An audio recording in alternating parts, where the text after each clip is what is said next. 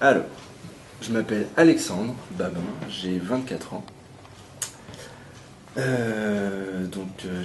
suivi une formation à Torier en scientifique, j'ai un bac S, que j'ai eu en 2010. Le nom de ma profession. Oui. En fait, j'ai deux métiers qui se rejoignent. C'est opticien, donc ça tout le monde connaît, et optométriste. Opto et puis métriste. L'optométrie, c'est la mesure de l'œil. Donc en fait, c'est un peu comme quand vous allez chez votre ophtalmo.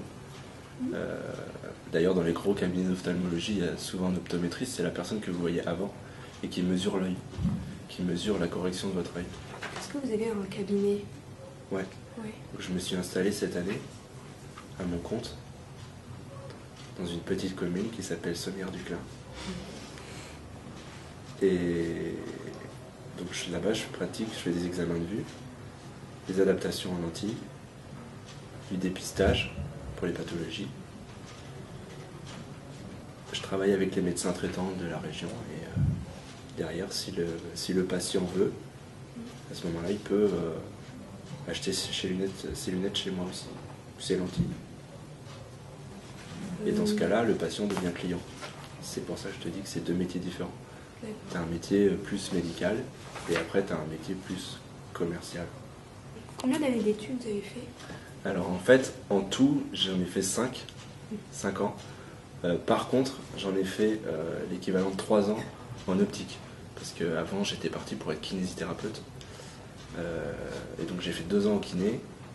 Et ensuite, je suis revenu dans la région parce que j'étais parti. Je suis revenu dans la région et j'ai fait une formation d'optique pure. Vous avez commencé par une fac de médecine?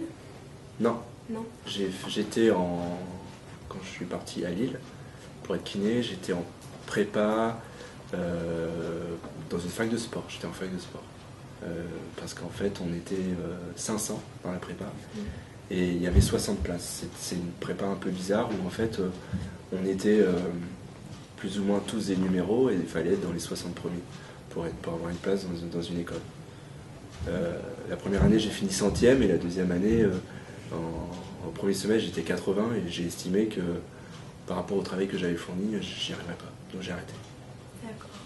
Ensuite, je suis revenu faire une formation d'opticien parce que je voulais rester dans le paramédical avec un peu plus de commerce. Donc j'ai fait une formation en alternance. J'ai commencé à travailler à Poitiers et j'étais en école à Brioux-sur-Boutonne, c'est un petit village, mais c'est l'école d'optique du Poitou-Charentes. Et ensuite, j'ai poursuivi, après mon BTS, parce que c'est un BTS, donc ça se fait en 2 ans. Après, j'ai poursuivi sur une formation en optométrie. Et j'ai validé, en 1 an, j'ai validé 5 unités d'enseignement, ce qui correspond en fait à une licence, c'est reconnu comme une licence. Quelles sont les qualités à avoir pour exercer ce métier? En fait, ça dépend de quel métier tu me parles. Parce que si tu me parles du métier d'opticien, il faut prendre le temps d'écouter le client et de comprendre ce qu'il a besoin et de savoir lui expliquer. Prendre le temps de lui expliquer les choses. Et voilà.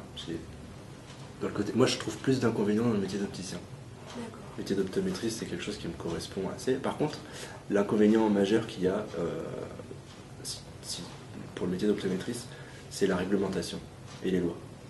Parce qu'aujourd'hui, le métier d'optométriste, il n'est pas reconnu en tant que tel. Donc, légalement, aujourd'hui, je suis considéré comme un opticien. Ça ne m'empêche pas d'exercer, mais je ne suis pas reconnu comme un optométriste.